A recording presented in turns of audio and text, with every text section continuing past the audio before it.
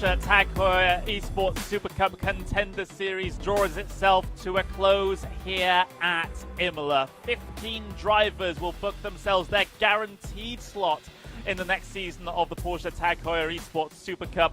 The rest of them, well, maybe they'll have to be thinking about trying again next year. That's what's at stake here at the famous Italian circuit. My name is Connery Maddock, and as always, I'm joined by the wonderful Jake Sperry and Joe Peak as we start to cap off the season here at a legendary circuit. Jake, this is probably one of your favorite tracks, am I right?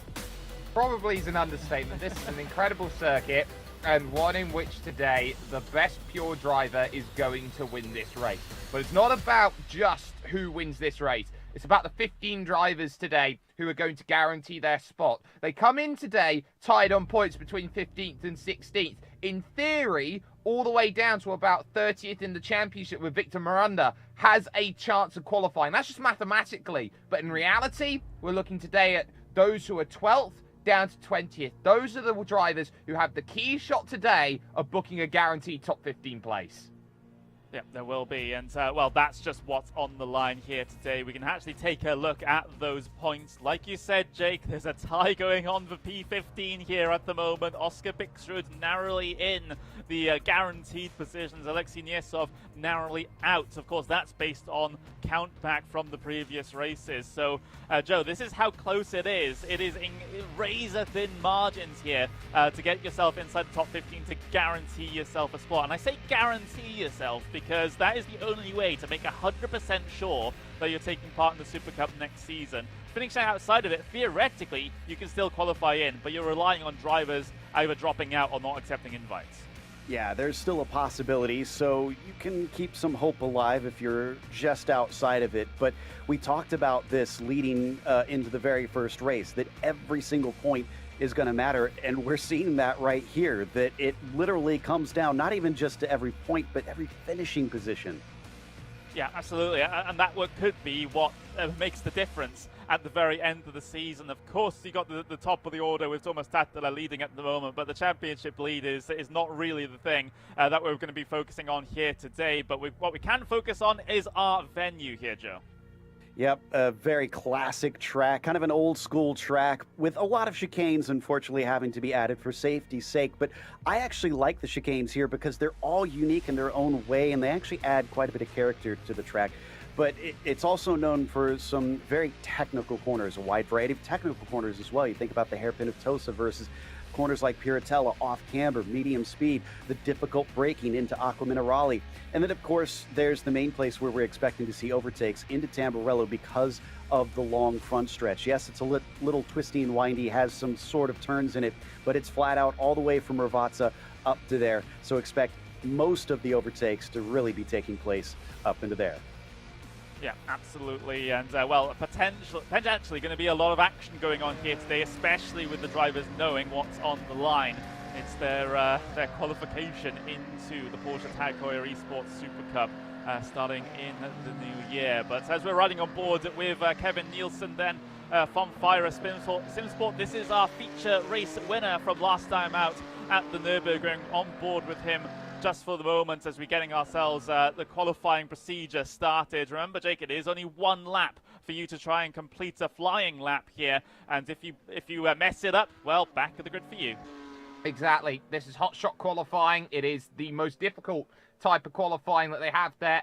And for Kevin Nielsen, who won the main race last time out there from Sulester in Hirapi in Denmark, he knows he's got a lot to work with. It's going to be 8 laps for the sprint today. The main race will be 16 laps long, and they know that the top 8 will be inverted. Kevin Nielsen knows he's got to get a good run. Now watch how much of a line he's going to take here over the finish line there. This starts the lap, and he takes a very, very much the line of least resistance, flicking through the left and the right, looking for that braking zone here at Tamburello. The left, the right, and then the left, and he's taking all of the anti-cut curve as well, trying to get as much run through this section. There is not a track in the world that I think deals with elevation change as good as this one. You're also playing with fire in terms of track limits here, but in through the Villeneuve chicane. Careful about pushing wide through there. I wouldn't be surprised if we see a bunch of that on the first lap. On the brakes, starting to climb the hill now in towards Tosa. You'll see a couple of drivers during the race decide to throw one up the inside there, trying to catch drivers off guard. But then you come all the way up the hill, and then you get towards Piratella, which going side by side through, Joe, can be very sketchy. Absolutely. Like I said, it tends to force understeer on the cars, and it's another one where the track limits are kind of tight on the exit, so you got to watch out for that. Aqua Minerale, the exit of that can actually get you a slowdown penalty if you cut across that exit too far, so drivers will need to be very wary. And then, of course, into the Alta chicane, one of the slowest parts of the track. Honestly, it's not just during the race that they need to worry about those track boundaries, but here in the qualifying, with it being that lone lap, Connery, that means that just one little off and they're starting at the back of the field. Down the gradient then in towards the final two corners, the two Ravazzas as we call them, in through Ravazza 2. This is turn 18, just one more, technically one more corner to go at 19. It's just a slight right hand kink just before the start finish line for Kevin Nielsen as he heads his way across the line now. His teammate of Lasse back has got himself up into 4th place. Nielsen goes provisional pole position. That's how it's done. That's a brilliant lap time. You can't really argue too much about it. This is the time where great laps are needed from great drivers. Now, Richie Stanaway, someone who will not be eligible for top 15, mainly due to the fact that he's been away for a number of the races. He's going to have a lot of work to do, though, on this time. Be interesting to see what the 62 does running over towards the line, seeing whether this is going to be a time to be desired going through and then crossing the line and getting that one done. That's a 42.7, bottom of the pile for the moment. But this has been, I think, a really important qualifying session. Those at the top have needed to be at the top, are at the top, and I think we've got a mid-pack here today that's pretty much going to be about keep out of trouble. Yep, and well, a crucial result that I just saw at the very bottom of my timing screen. Bryn Collins has to start at the very back of the starting grid because he did not get himself a qualifying time in. So for one of those drivers that's really on the edge of being in or out, that is not ideal whatsoever. But there we go.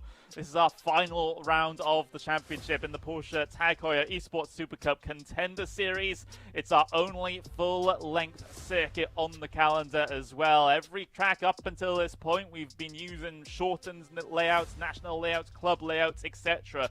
But this is the only time where we get to see a full Grand-Prix length circuit. And, well, we are, of course, going to be standing by with our pole position sitter of Kevin Nielsen. Jake, take this one.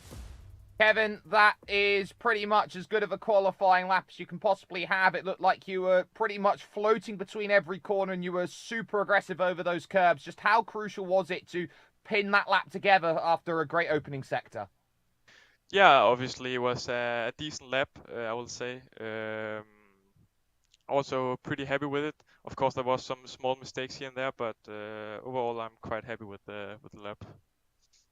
Well, you can be quite happy with the lap. You're about a 1/10 of a second ahead of everybody else out there. You've got some incredibly quick drivers behind you, but is today going to be about now just trying to get that focus as well and trying to work for the team? Because you had a new addition to your team come in over the last week with Jefe Giassi. What experience does he bring and how much has he helped in terms of bringing the car together, bringing everyone together for this final round? Yeah, it's definitely nice to have Jeff over on the team. He's a super nice guy and also quite fast. So, you know, to help each other push you to the limit in the practice definitely helps a lot in these situations we are right now in. Well, you've got 8 laps to try and secure yourself this sprint victory. We'll leave you to it. Kevin Nielsen, best of luck.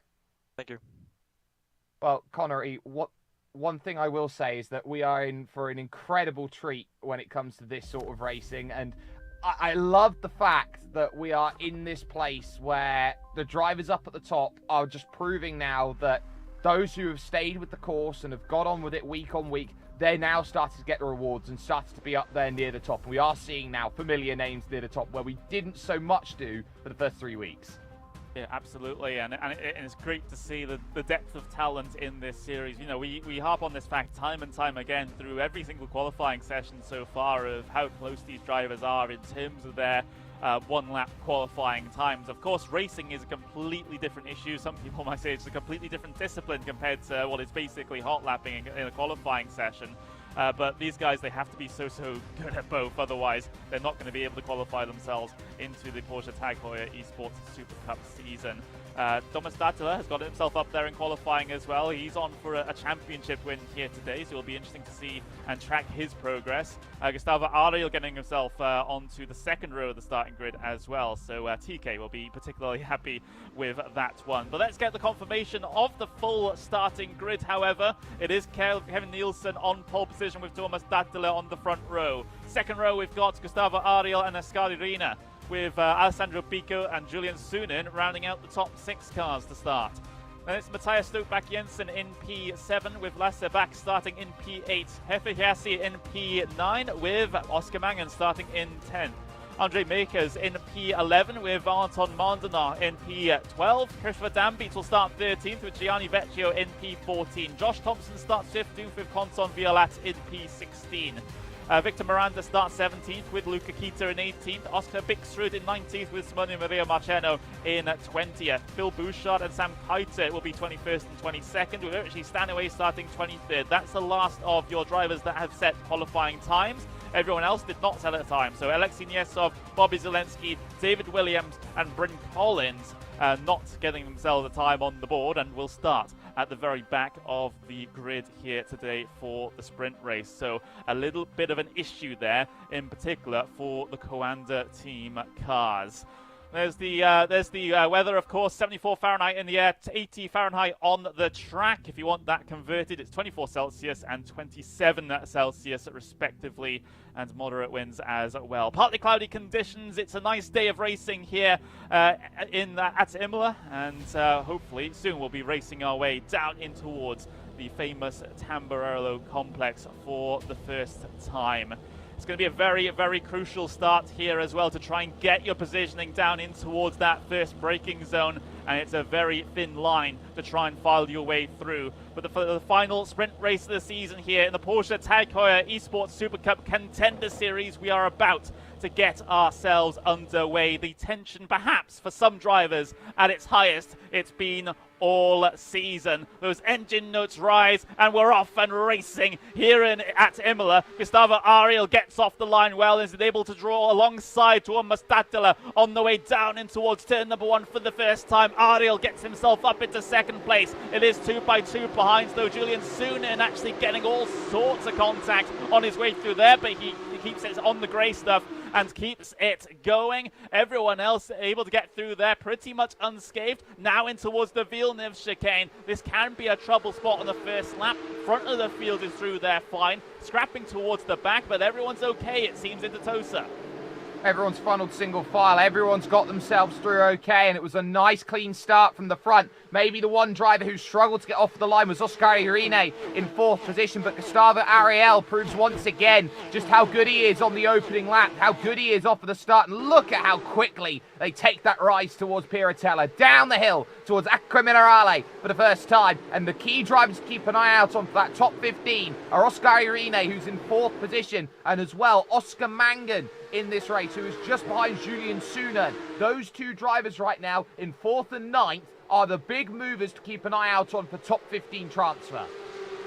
Absolutely. Those guys have a massive responsibility over the course of not only this sprint race, but when we get into the main event as well. That's when the second of which where the main points are going to be on offer here today. But you can't leave any points on the table here. You've got to go 100% here in the sprint race. Maybe if you're in and around that 8th spot, you can try and play the game a little bit to try and get yourself that reverse grid pole position, which might be an option there for Mangan. He's only 1 space off of it. Meanwhile, the 2 Kova cars are looking to get themselves a little bit of an overlap coming down the pit straight. Meanwhile, race lead, well, looking threatened, but Ariel decides to back out of it. Meanwhile, Rene got past his teammate of Dattler. I think Dattler feeling that, well, he's already booked himself a slot in the season for next time around. He's going to help out his teammate here in terms of the points. Yeah, Rinna's down in 19th right now, so he probably needs that. I'm pretty sure that was those two in communication right there, and he looks to see if he can catch up to Gustavo and Kevin from here. I'm pleasantly surprised by that start because it is the sprint race and because it's so hard to pass here. Track position is going to be critical, but that was very respectful from everybody. Ooh, yes, we got a little bit of Miranda. door banging. That's And Miranda in the back. it is out of Tosa, it looks like. Yep, spun all the way around. The number 8 driver, number 8's having a few troubles through the hairpin. And, well, the question I have to ask, was that with anyone else sending it down the inside, or was that just a little bit too eager on the throttle coming out of the corner? I have to wonder. We'll be getting a replay of it. Yeah, there's the changes in terms of the cut line there. You see the number 33, that's Alexei Niesov, narrowly getting himself in, Jake. Connery, that is big because that's Luca Kita who is involved in that up the inside the number 11. He's 14th in the championship. He's got the 3-point margin as it stands at the moment. Now, if the stewards decide they want to look at this, and all stewards' decisions will be looked at post-race, he might be at danger here right now of losing his top 15 position after that. Yeah, these are all these little decisions, these little incidents, these little incidents, Joe, that could really add up and affect the points further down the line.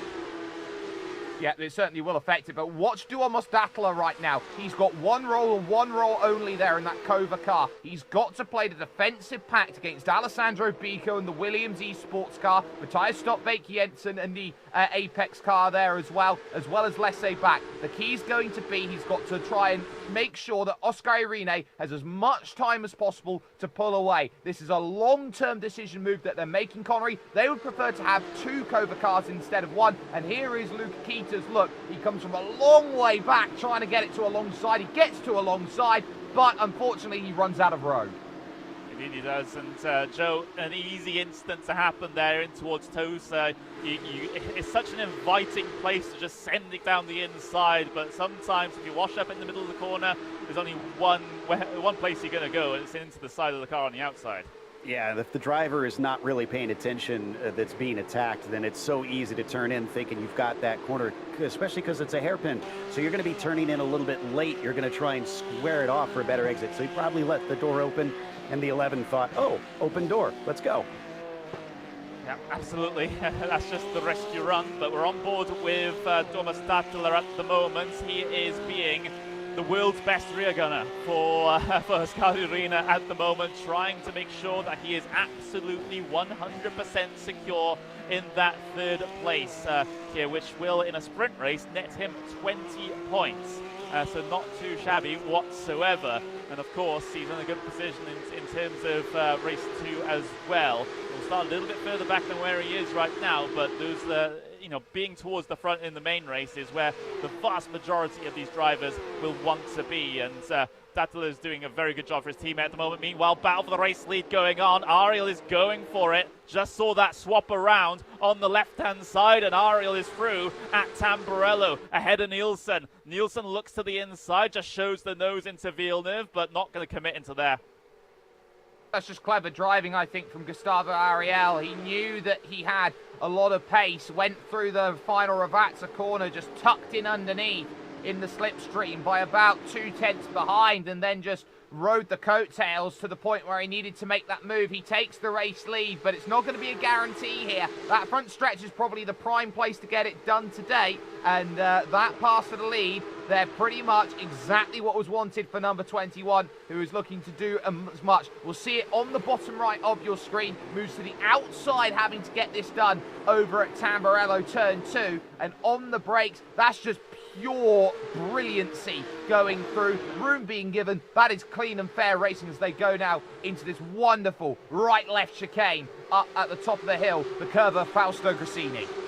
Yeah, that is a brilliantly executed move there from Gustavo Ariel. Gets himself up into the race lead. How much he'll try to, or at least be able to run away from Kevin Nielsen remains to be seen, because of course in qualifying we saw that Nielsen was incredible in terms of his clear air pace, and now with the slipstream might be even stronger. But here's the race lead as they head their way out the far corner. Oh, Vecchio having a big problem. coming back onto the circuit, albeit losing a good handful of spots, dropping down the order. Meanwhile, battle for the race lead on for the second time in a row, coming in towards turn 1, but this time the leader holds on to it, and this time the leader is Ariel. Yeah, so played a good defense on that one, especially since you know Nielsen is going to try and do the same thing right back at them. Now, that incident that we saw earlier with Vialazza, I think, that made that little contact that sent another car off, that was right near Nesov and Bixrud, which we can see the 33 and the 79, +1, -1. If they swap places, it's back to being tied right now. Oh boy, yeah, I don't want to have to sort of break out all the spreadsheets and try and work out which positions the drivers finished in the previous couple of races, but that might be what we would have to do if they are tied on points coming towards the very end of the main race. So that's the situation that could potentially happen. Unlikely, but it's worth being aware of. We've got 4 laps to go here in the sprint race here at Imola. We certainly do. I want to pay attention to the race going on for 8th place, if that's possible, because this is massive for the transfer position for that top 15 race. And it involves Oscar Mangan in the number 99 car, who is 18 points back. If he can make that one move on Julian Sunern, move himself up into 8th place, he's got the pole position for the next race. If he doesn't have behind him one Mr. Valentin Mondenar sliding all over the place, trying to get it slowed at Ravazza 1. So for Oscar Mangan, he's got one job. Get past Julian Sunern. You've got 3 laps to do it. If you do, you are in the bingo spot to get yourself through into that top 15. Absolutely. Oscar Mangan's got to push. That's exactly, I suspect, the Altus Esports crew are telling him at the moment, go and grab those extra points for P8, go and grab that pole position to get yourself the best chance possible at getting yourself inside the top 15 once we are done racing here today. Let's have a look back here, because we obviously, with that situation going on for the top 15, Niesov is indeed involved in it. We're riding on board with him at the moment. There is his immediate rival of Bixrud in behind. So this is 15th, 16th going on in this situation, and they're basically within, what, about a second on circuit. Yeah, and this is a case of you want to have your destiny in your own hands, because as we mentioned, there is the possibility, if you're outside the top 15 in the points after this round, that you could make it in, but you want to guarantee it. You don't want to play chances and hope for some luck here. So right now, if you're Bixrud, you're going to try and push hard to see if you can get back past him again. Yeah, got to push, and of course, you know, the complexion of this event will change as we head in towards the main race, because of course Ascari Arena is starting still far up the order as well, and even though he's 10 points behind the cut line at the moment, that's 10 points that can be very easily gained in the main race. So definitely don't count him out in terms of a top 15 spot here at the moment, and you know, we'll just have to see what happens there. Meanwhile, I'm just having a look at where Bryn Collins is. He's number 13 car, well down the order here, so has not had a fantastic sprint race here, has Bryn Collins, but he's still within striking distance for the main race, though. It would just require an absolute champion's drive in that main race, Jake, to be able to do anything about getting inside the top 15. Well, here's Alessandro Bico up there in 5th position. He's 20th. He's 28 points back, and he's got an outside shot of finding a way through. The man from Todi in Italy will be certainly hoping for this position.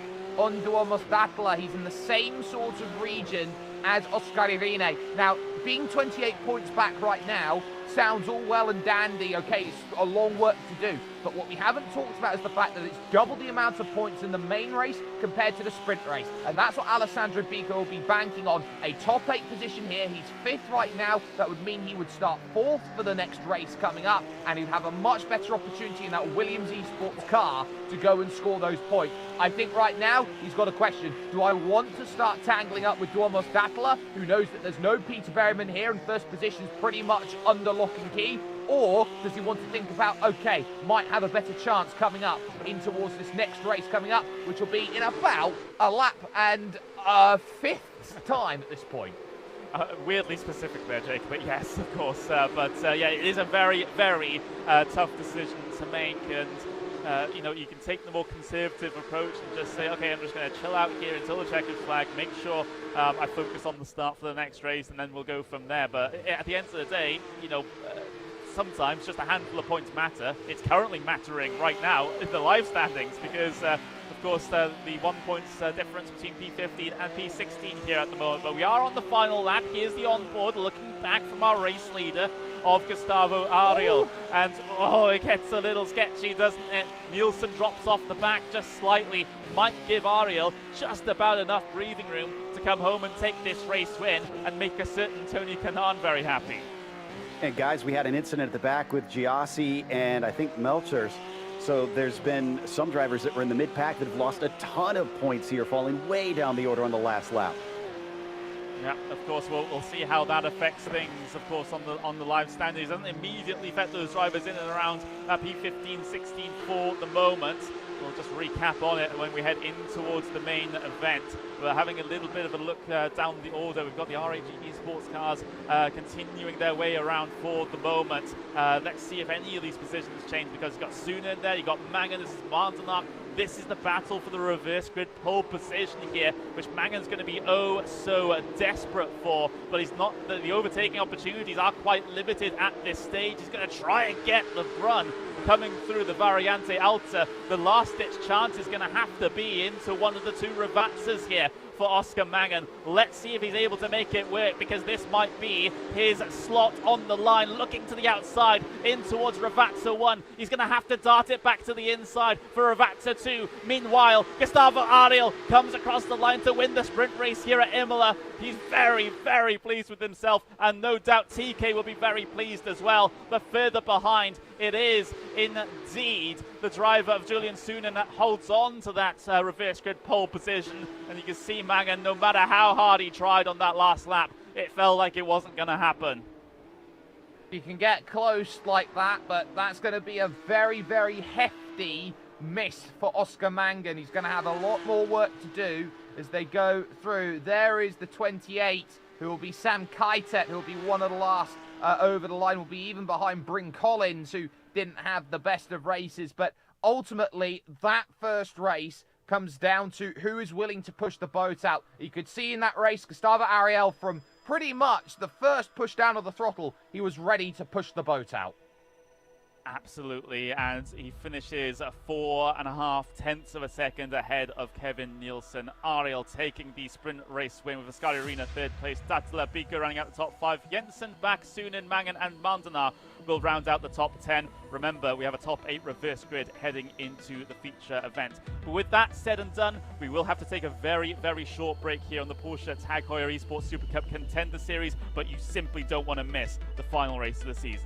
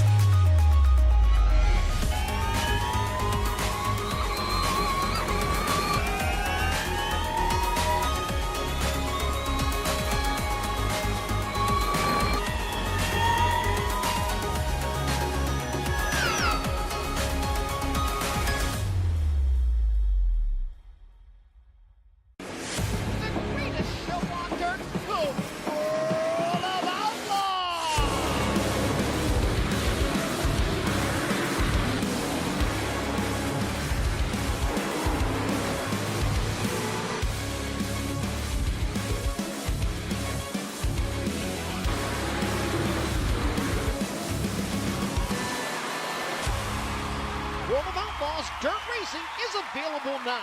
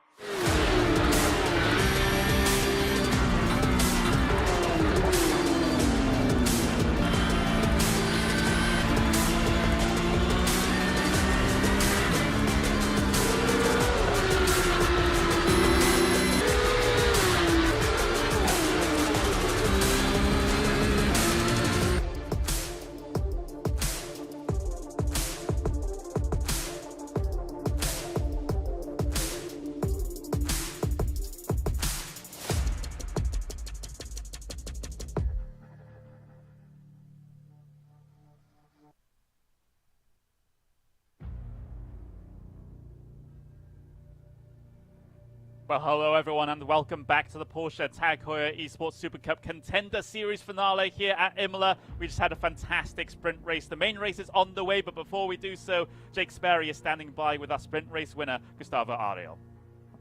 Gustavo, you're making it a bit of a habit, these overtakes around the outside. Talk us through it. Well, first of all, big thanks to my team, to all the team members. It's a really big pleasure to have part on this championship, and with my team, it's a dream come true.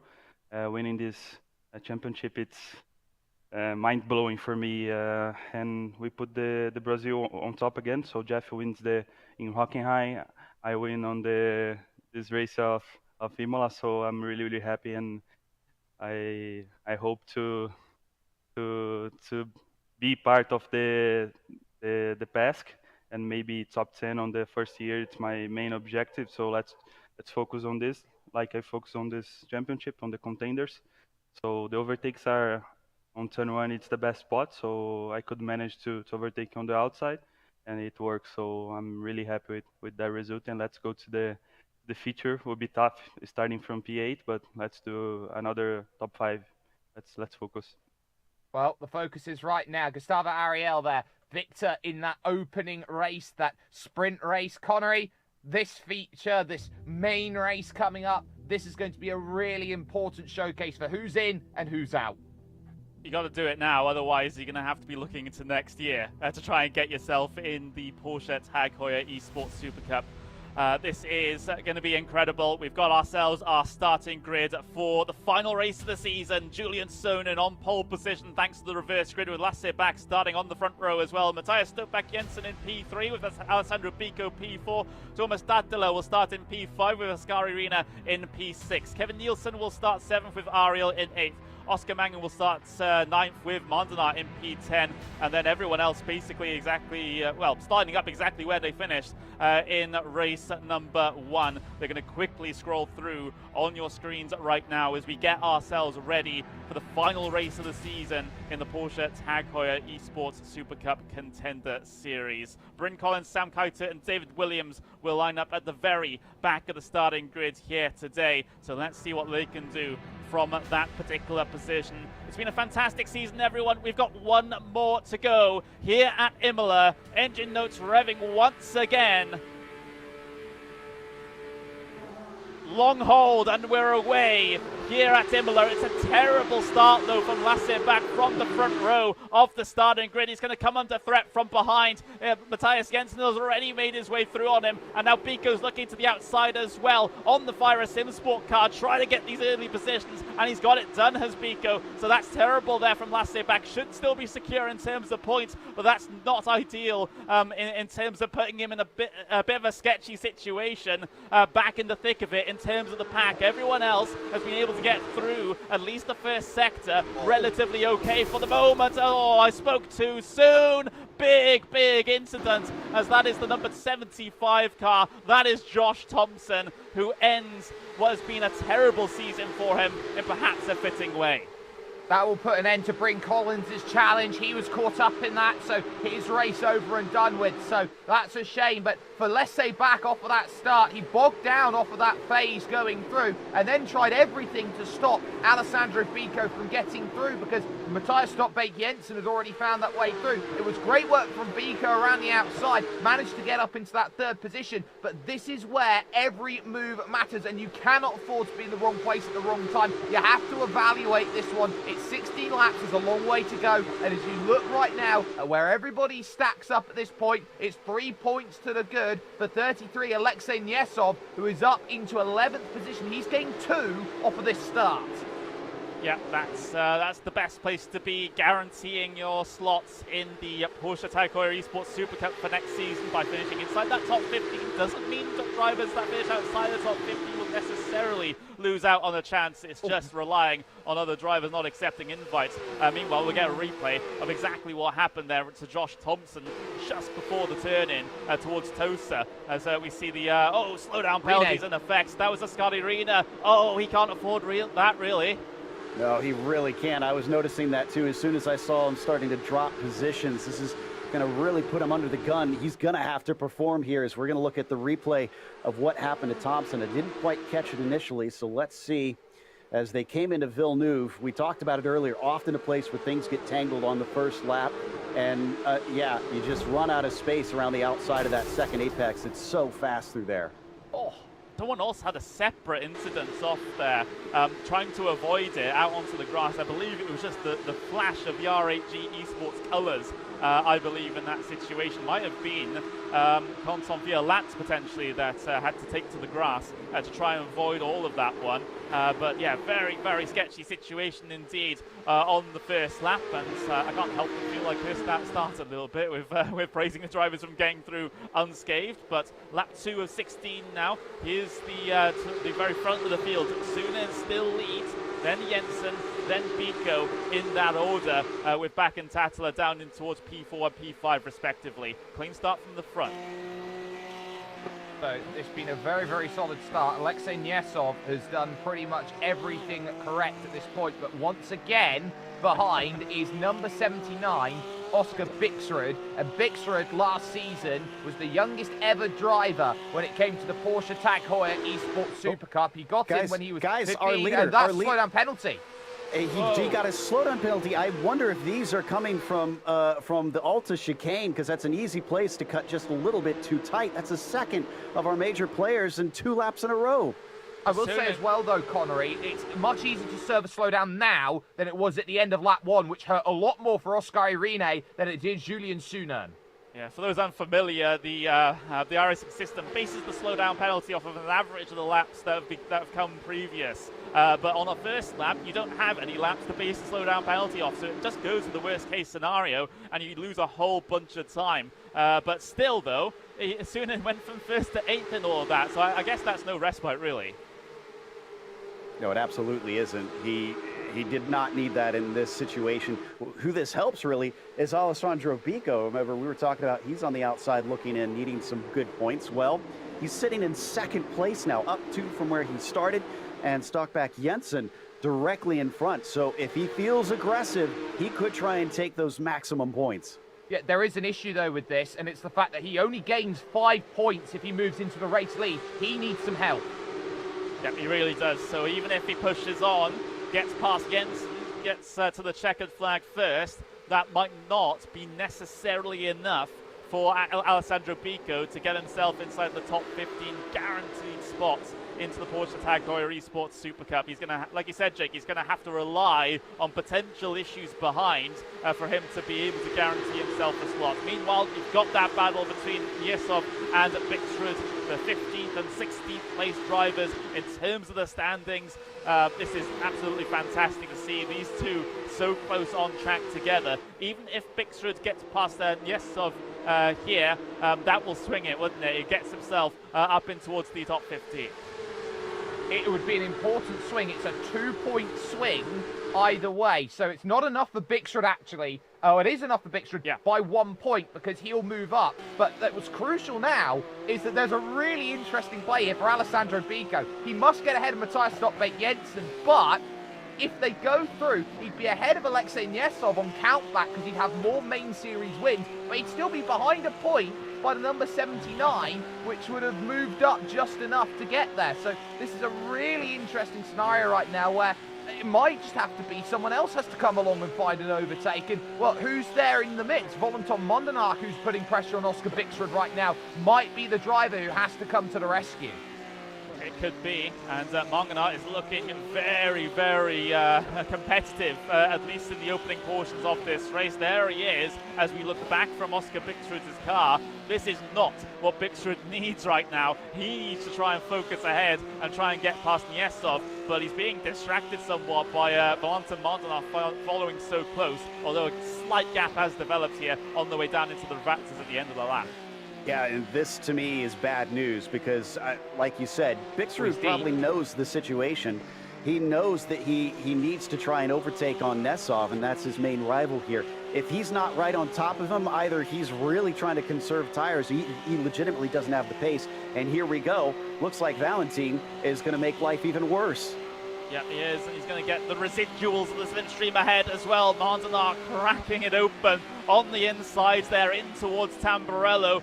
Bixrud having to hang it around the outside. He is clear, clatters the curbs, the both of them do, through that particular section. Mondenar has got himself a run here as well. Might be tempted to look to the inside for Villeneuve as well. Giassi's on the back of this one, just being an observer here for the moment, but I wouldn't be surprised if he gets himself stuck in either. Defensive line, big send by Mondenar in towards Tosa. The door is left open. Bixrud gives the space off of the corner, but he's got the run. He's gonna have the drive coming up towards Piratella. And does Mondenar keep his nose in here? No, he doesn't. He gets back in line.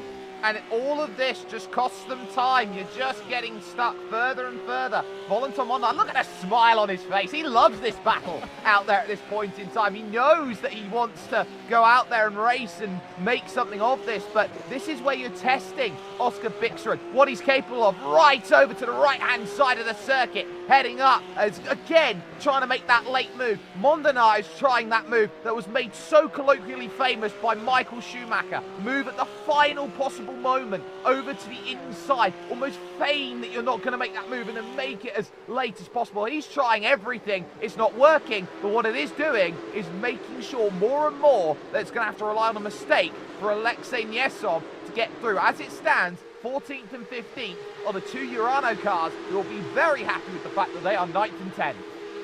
It was great to see Mondenar's camera there. You mentioned it at the time there, Jake. He was laughing, he was joking, he was smiling. He's absolutely loving this situation at the moment. I don't think I've ever really seen a driver so happy in the middle of a race before. But there we go. Mondenar cuts to the inside in towards Tamburello. There's an issue ahead of them, by the way, with Kita, as Mondenar overcommits to the corner, takes a trip through the gravel. That's going to be a slowdown penalty as well. He's going to have to let Jeff Yassi through. He might even have to let Dan Beats through as well. Well, I don't think he's smiling all that much anymore after that one. That was a little ambitious on the brakes, unfortunately, and he paid for it because he had the inside. I thought for sure he should be able to get that position, and something's happened to Lasse Bach. That's one of our front runners, and he's in the middle of the track. Oh no, this is, like, you see him tumbling down the order on the right-hand side. He's out inside the top 15 now as a result of that. That is incredible. Lasse Bach, I'm not sure what happened there, but now he's put in a position where he hasn't got a guaranteed slot. Oh, it was Dattler. Oh, it was Dattler down the inside. He was trying to diamond off the corner, and then all of a sudden, Dattler was there. There was nothing he could do about that. And Lasse Bach, remember, came into this series as he went through the qualifiers. He was the #1 driver from the qualifiers. He might not even end up being in the Porsche Heuer Esports Supercup when all things is said and done. This is an incredible turn, lap 6 of 16 here at Imola. You simply can't write something like this, everyone. My word, Lasse Bach, he was so quick in the qualifier series to get to this point. He was looking like one of the favourites to even take the championship win in this Contender series. But oh, how the tables have turned. There's the move from Dattler down the inside at Tosa. Oh, and they come together. Lasse to the grass and losing all those positions required to drop him out of the top 15. That was almost a carbon copy of what we saw at the start of the race. It seems like if you're going to make a move into Tosa, you really have to be far alongside. And you also have to give that room. They're so on edge up through that corner. Speaking of on edge, look at them, just 2 wheels in the air here over these curbs. This also alleviates the pressure on Bixrud now, let's not forget, because now he is above the cut line. Yeah, absolutely. I think he needed that as well. He was starting to crack a little bit under the pressure. Yes, the overzealous send from Mondenar helped and sent him a little bit further back through the order. But now, I don't even know how much you can really relax here, Jake, because everything seems to be intense at the moment, and we're still only 7 laps into a 16-lap event. Well, now the scenario gets easier for Alessandro Bico. The job is simple. He's got to gain 1 place, and if he does that, he needs Oscar Bixrud to lose 1 place in comparison. This really helps Oscar Mangan as well, who's moved up into 5th position, and it's started to get a little bit close right now for Bixrud, who's now going to start sensing that pressure, because look at that train of 5 behind. Giassi, Dan Beats, Rene's in there, Mondenar still back in there. Simone Maria Marcheno, mind you, has had main series wins, so he's going to be in there as well. But Mangan's going to be the key here for this one, as we'll take a little bit of a look at just one more how this goes through. This is Dattler to the inside. He's trying to get the turn in, There's not enough there. and the two have unfortunately come together. There's not much really that I think Thomas Dattler did wrong. I don't think there was much that Let's Say Back did wrong.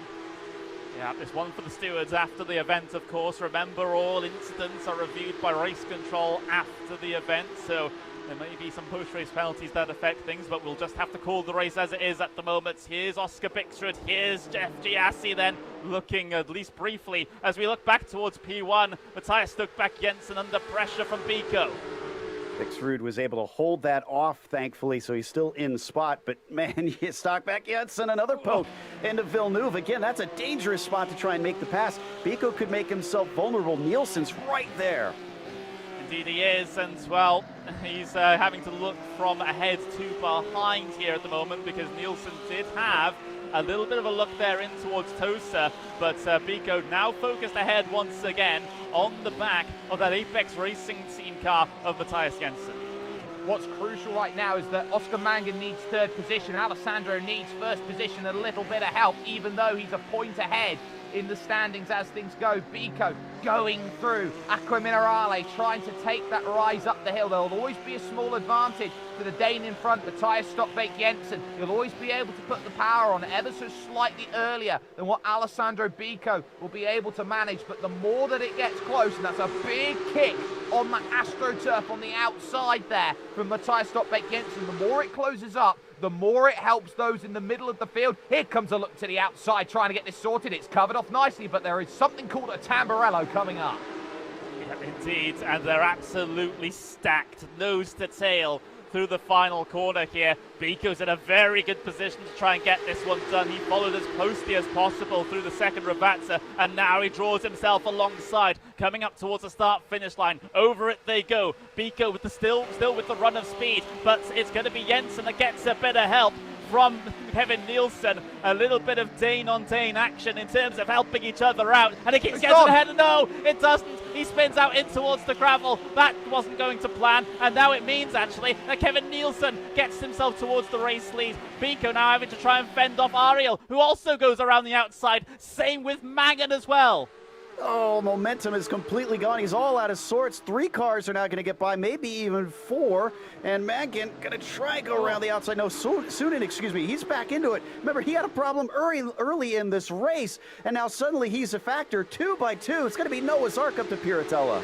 Indeed it is, and this is important here in terms of that cut line. I'll explain in a moment as these guys get themselves through Piratella, because it's all getting a bit sketchy. Alexei Niesov on a bit of a charge here as well. He wants to solidify himself inside that top 15. Sunin won't give it to him as he sends it back down the inside of Aqua Minerale. Dattler on the door knocking as well, but he'll lose the position to Luca Kita in the end. This is absolute chaos here, Jake. It is chaos, and what does it mean right now? It actually means that the 79 is pushed out wide, goes to almost Dattler. The 79 of Oscar Bixrud, who's in 10th position, is clear by 3 points still, because it was down to the fact that that one driver, Matthias Stockbake Jensen, he found himself tumbling down the order and with a drive-through penalty as well for reaching the instant limit, which shows you just how much he had to defend. What does this mean right now? It means Oscar Mangan still needs one more place. And guys, you know who's given the drive of his life right now is Nezov. He's up to 6. He just needed to sneak through. He is now up into 13th position in the point standings. Incredible, incredible. And that's just how quickly things can turn, because instead of Bixrud and Nestor we're talking about in this situation on that cut line, it's going to be Oscar Mangan instead, as well as Bixrud, that are in the danger zone here for the moment. But Mangan, well, he's got those two leaders ahead of him. Further down the road, he needs to be first or second step on the podium if Bixrud finishes where he is right now. But those two drivers who are first and second just so happen to be the drivers who are first and second in the sprint race on natural pace. You could argue they are the 2 fastest drivers in this field as we look at the Urano 33 of Alexei Niesov, who still thinks that he needs more security because he's got Julian Sunin just in front that he wants to try and get through and manage a way around down the hill. There's Laissez Back trying to run up through. Now these are big positions here for Laissez Back, who's down in 20th place. Every position from here is 1 or 2 points. He's got Andre Makers, Gianni Vecchio is in there, Jefe Giassi. This is big. Giassi's going to run wide. That's going to be an extra point. That's his brand new teammate he's just gone through. So he'll get 1. So he's now back 3. He needs to get a couple more places, does Lesse back. And he is still in this picture all the way back here in P19. So basically the situation that we have here at the moment is a battle in the points going on at completely 2 different portions of the racetrack here, because Mangan needs to gain a position up into P2 to try and get himself within a shout at the top 15. Back also has to try and gain positions from this point forwards for him to also have a shot. So they're battling in the points, but just not on the circuit, Joe. Exactly, and this is why you don't give up. You push every single second of the race. And Jeff Giassi has a drive-through penalty for incident limits. I worried about this here. There's a lot of spaces with some paved runoff where it's easy to just go a little too wide. Yep, it is. So down on towards pit lane he comes, and well, maybe even looking a little bit bored as he trundles his way down the pit lane. Not exactly happy with the situation. I wouldn't be bored. Look at where he is compared to the cut line. He's now 14th plus 4. He's not safe. Yeah, absolutely. So gotta get a move on after getting himself that drive-through penalty save. I get the feeling this is going to be a pretty chaotic final 6 laps, not only of this main race here at Imola, but of the entire Porsche Tag Heuer Esports Supercup Contender Series as well. And a note that I do want to bring up here, Joe, is remembering back to the last Contender Series season where Bixford was in a very similar spot here on the edge of the cut line. He doesn't like to do it easy, does he? No, I guess some people thrive under pressure, and I guess for him, that's the case. Mankin, in the meantime, in the 99, also the one that's trying to get in here and just looking in by 3 points off. He's got a bunch of cars in front of him. Like you said, 6 to go. I think the aggression is going to be turned up to 11 from here. Absolutely, and well, I don't think Nielsen or Ariel will give him the position too easily here as well. They're gunning for the race leads. That's what they're focusing on. They don't really want to pay much attention to what's going on further behind, although Nielsen, if he wants to do back a little bit of a favour here, potentially he'll try and put up the defence, but in the end it might be futile. But meanwhile, there's a little look to the inside for Ariel on the race lead. We've got to look at so many places on this circuit, Jake. It's going to be impossible, but I can't wait for it. There are eyes everywhere keeping track on what is going on. You've got Gustavo Ariel, who's trying to become the first driver to win both sprint and main race in the Porsche Tag Heuer Esports Supercup Contender Series this season. That would be absolutely massive. Kevin Nilsson wants redemption for what happened in that race earlier where he couldn't convert the pole position to victory. Oscar Mangan needs 1 spot to get through. And number 77, Alessandro Bico, has to win this race, and he's back there in 4th, and he is on the back of this group, wanting to go through. While all that's going through, this is Luca Kita, the number 11 car, who is 10 points to the good right now in 7th position. He's got to look behind him because that's Duomas Dattler alongside as they go down the hill. Sorts it out, they do, but there is Duomas. Remember, Duomas has got this under lock and key. He is driver number 1 heading into that next season coming along because he's got himself the most points overall. Those two tangle. It's more security for number 79, Oscar Bixrud. You can see in the background right now in 9th position, sorry. Indeed it is. So lots of factors coming into this one to give us what is looking to be an incredible finish to the season in the Contender Series, and Imola always seems to deliver these sorts of races as Luca Kita heads his way through the left there towards the very back end of the lap, looking back at Duomas Dattler. Meanwhile, towards the very front of the order, it's the battle for the race lead going on. Gustavo Ariel has the draft and has an overlap down in towards Tamburello. Kevin Nielsen, defensive on that inside, is able to keep him behind for now, but Ariel is going to just pile on the pressure to the rear bumper of that Porsche ahead of him. And this has got to be making the 99 smile from ear to ear. He wants them to fight because, like we said before, he needs to make a pass to try and get himself through the cut. So he needs them. He wants them to keep going side by side. That's going to be his best chance to open a door. Yeah, it absolutely is, and look at how close Mangan is now. That gap was looking a little bit larger just a couple of laps ago, so he's in prime position to be able to get at least 1 spot here. 1 spot will do it. 2 spots will make him a little bit more certain depending on what happens further down the road with Vikstrud and the like. But for Mangan, this must be a huge amount of pressure here at the moment, Jake. Perhaps one of the most pressure-filled 4 laps he's going to have in his entire career. Well, there's another point that was almost there for number 24, so keep an eye on that. But the race victory is going to be crucial. What an incredible run from Gustavo Ariel, who's just there. Both of those drivers very concentrated right now, very much poised, and it's almost going to be a carbon copy, you feel, of how they make this move. Oscar Mangan's hoping for one thing: these two get close, these two get together, because he wants to scamper through into that leading position, an extra 50 points in the back pocket, and a guaranteed spot in the Porsche Tag Heuer Esports Supercup. That would be the easy roll. He's staying with them, he's hoping they race. Heading their way across the line now, just a handful of laps to go. 3 laps here. Gustavo Ari will have another attempt around the outside end of Tamburello, but decides to back out of it this time around. Does not want to lose too much time, does not want to necessarily give the opportunity to Oscar Mangan to take second place away. But Mangan, that's the eyes on the prize for him at the moment. Second place is what he needs, and well, he might just do anything to get it.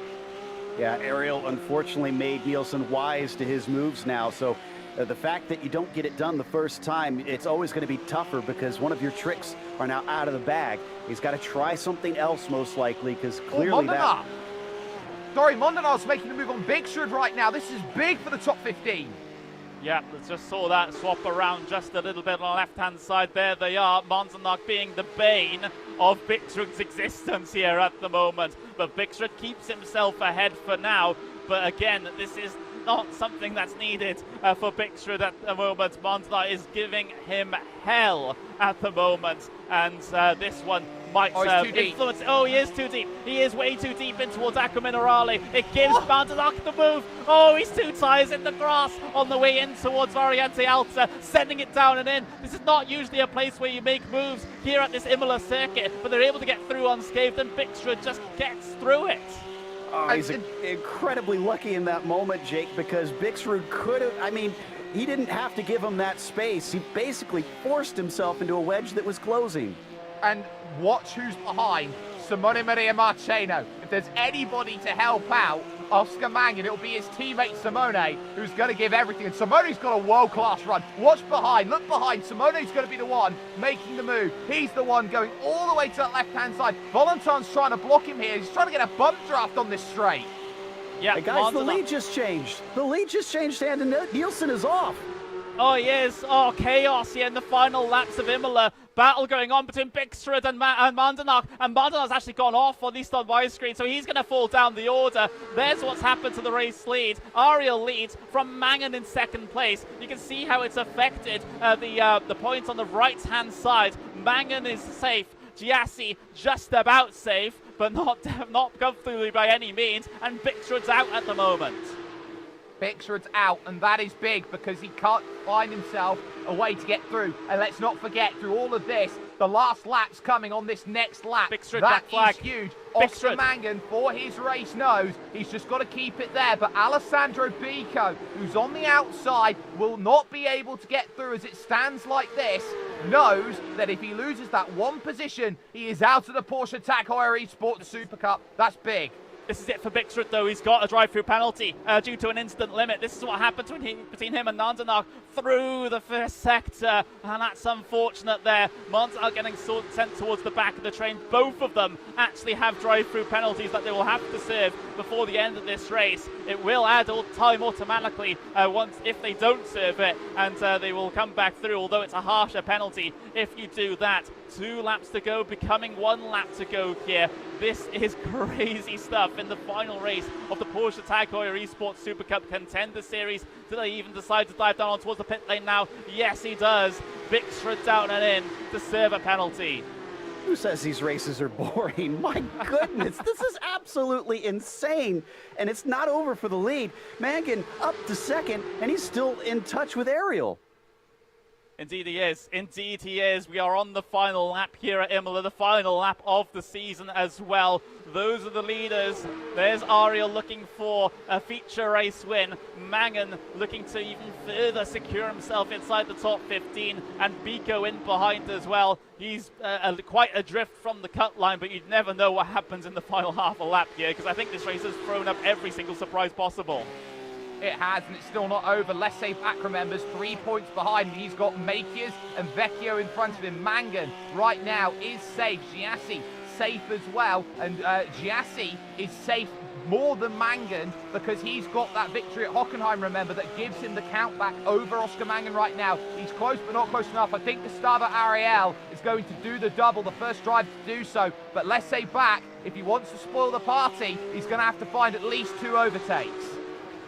Indeed he does. Well, final lap then. There's Oscar Mangan.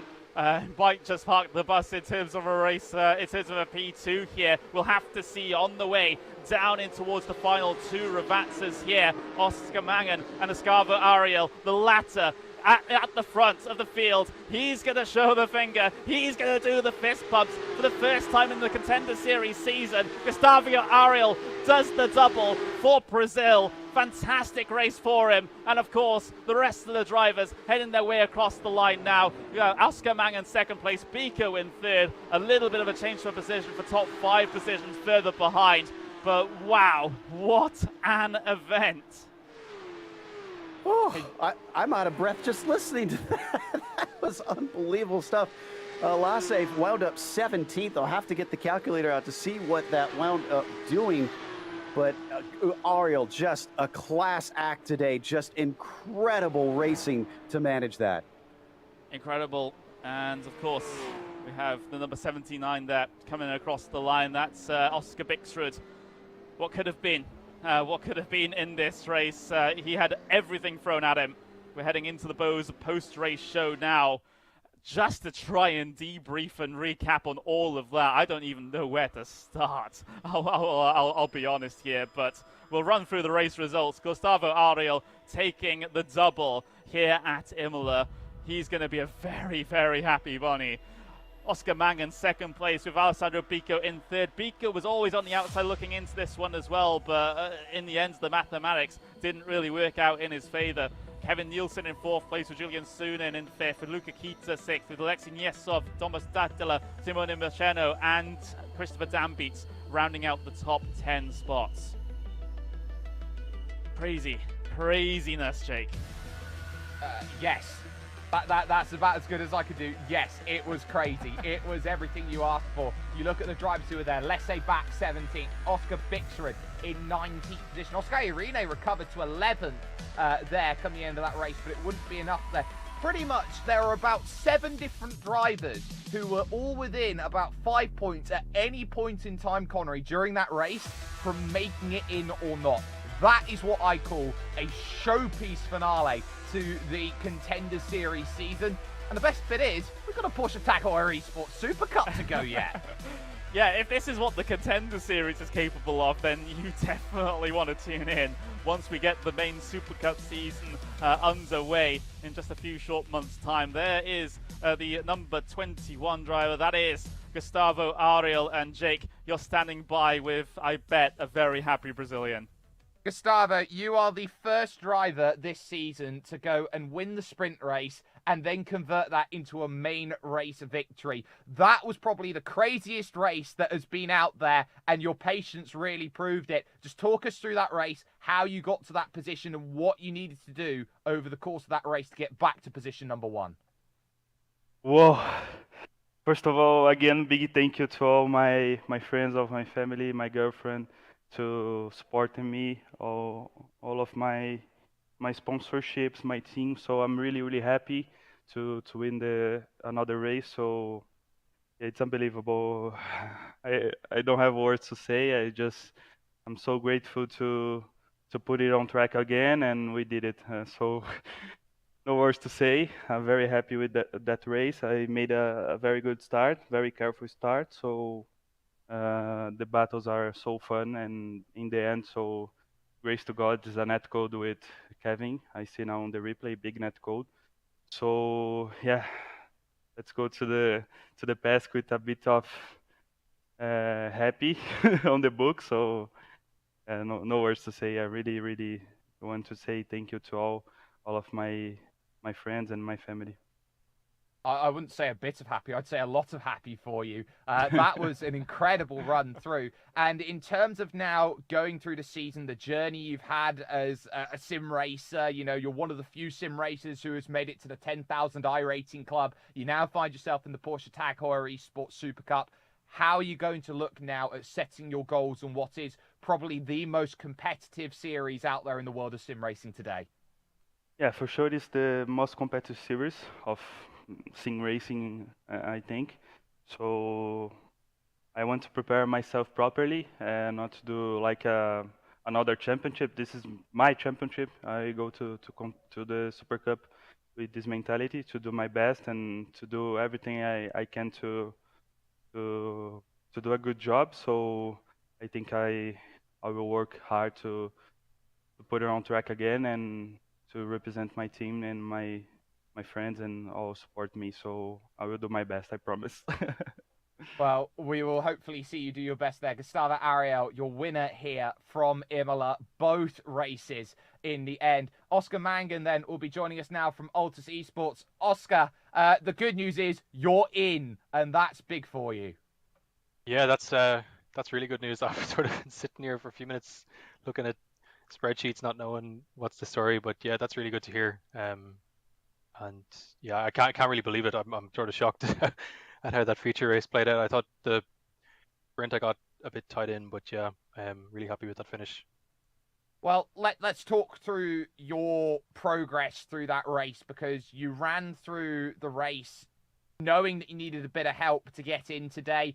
You had the car in 9th position. It would have been a bit easier if you'd found that place in the sprint race to get to 8th, but hey ho, you're here. But those final few laps, you were down by 3 points. You needed one driver, one position in front of you, and then you have Gustavo and Kevin deciding they want to race for the victory. Just how important was that final battle and giving yourself just enough room in case something happened between those two?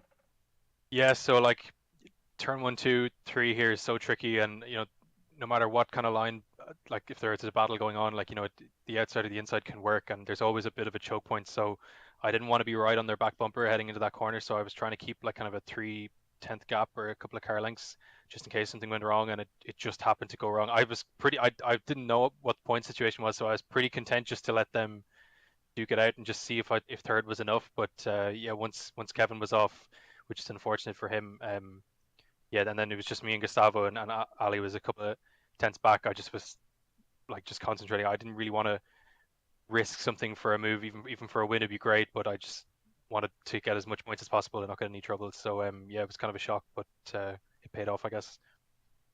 Very quickly, you've been in the sim racing sphere for a very long time. You were here when I first started in sim racing. How has sim racing evolved for you to this point right now, qualifying yourself to the Porsche Tag Heuer Esports Supercup? It's pretty shocking actually how insanely competitive it's gotten, especially it feels like in the last 2 years or 3 years, sort of since 2019, 2020, with the pandemic and everything. And back when the last time I had a World Championship license, you know, it felt really competitive, and I would say, like, you know, looking back then, you know, it's just stepped up multiple levels since then. So to qualify is really good. Like, I kind of, you know, went into this more so just wanted to prove to myself if I could do it again, and yeah, to get in at with this competition and this kind of pace the whole field has, you know, like 30 cars separated by 0.2 of a second in qualifying. It's pretty surreal. So really happy.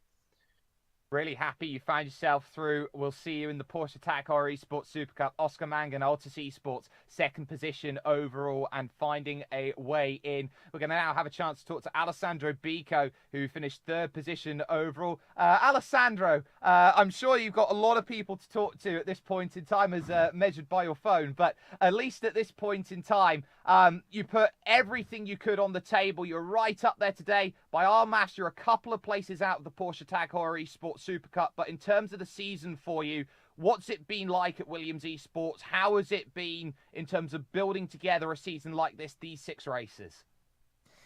Yeah, I mean, it was very difficult because I did the last 2 races very bad. So for me, this race was like should be perfect. So I did a good qualifying, unlucky, could be a bit better, but I'm very happy.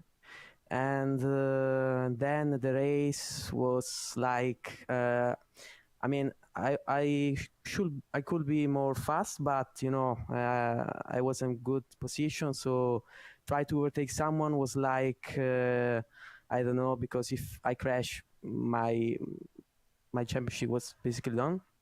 So yeah, the last race, the feature, when basically we touched with Matthias, that was netcode, I had 15 off track, so I couldn't do nothing, and I basically did half race without off track to do. So was very, very pressure, difficult, but I'm very happy. But you're very happy with the result that you got, of course, third position, especially with what happened to Kevin there towards the end of the race. But how difficult is it, especially being around drivers who are so competitive? You talk about how very quickly you accrued your instant points over the course of that race, getting up to 15 quickly. Does that put you in a lot of pressure, knowing that everyone's trying to push the marks, get as much out of the track as possible, and everyone's finishing these races with 13, 14, 15 incidents, trying to make sure they're getting the most out of this track? Yeah, it's difficult because, I mean, I didn't do any big incident, but just a contact, really big, I mean, tiny contact, and got like 4x. So yeah, when I touched Matthias, I was like, no, God. So I mean, I was P1 and then P4, because if I touch also with someone, I was off from the race. So yeah, it was very, very, very difficult.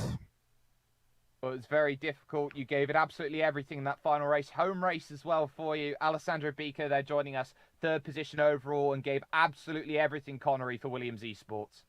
Yeah, he really, really did, and it was a fantastic performance for him here today. And well, we've got to set our sights forward a little bit here in just a couple of moments, because these are the unofficial results for the moment. Of course, we had a good couple of incidents throughout that race. Each one will have to be looked at and checked, and if there's any penalties that are to be applied, then they will be applied. But that's not the time for it now. So these are the unofficial results as it is. So in terms of the drivers that we were always talking about, Kita is through, Nesyov is through, Mangan through, and Giassi. As of the moment, with no penalties being applied, Lasse Back misses out, Alessandro Pico misses out, Rena, Bigstrid and Collins all miss out there in terms of getting themselves a guaranteed slot into next season, Joe. Yeah, so at this point, it's cross your fingers and kind of hope that maybe the racing gods smile upon you. But for those that made it through this, you could see how much it meant to these guys. This isn't even the main championship. We've heard it said behind the scenes that the people who finished first in the points here get the same thing as those who finished 15th. And yet it's that reward of, I've made it to the top. I get to compete at the highest level here in the Porsche Supercup. And that is, I think, everything to these guys, just because of the talent, as they said, it takes just to reach that. Yeah, absolutely. And the 15 drivers that have gotten themselves through, definitely deserving of it, especially with the absolute chaos that was going on in that main race to try and figure out where you needed to be, what as you needed to get past, what you had to defend from. It was difficult for us to keep track of, Drake. I can't imagine how stressful it was for the drivers and, of course, their crew behind the scenes as well.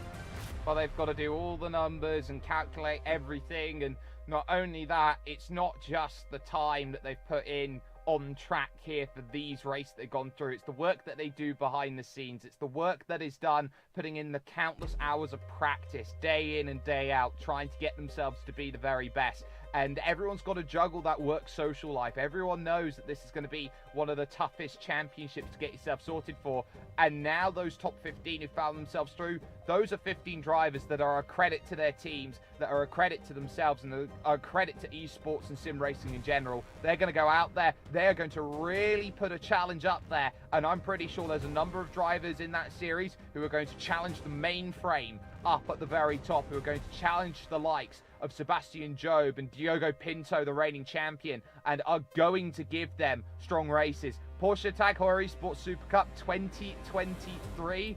Oh my word, I'm so looking forward to it. Yep, I am as well, and well, we can take a little bit of a sneak peek at what that season potentially might have to hold. Of course, you know, it's going to start on Saturday, February 4th next year. So drivers have a little bit of time to prepare for the first round of the Porsche Tag Heuer Esports Supercup at Hockenheim. You definitely don't want to miss it. Put it in your diaries, put it in your calendars, make sure you set your notifications, because that is something that you are surely going to want to witness. But for here, for the Contender Series from Imola, we will have to say goodbye and good night.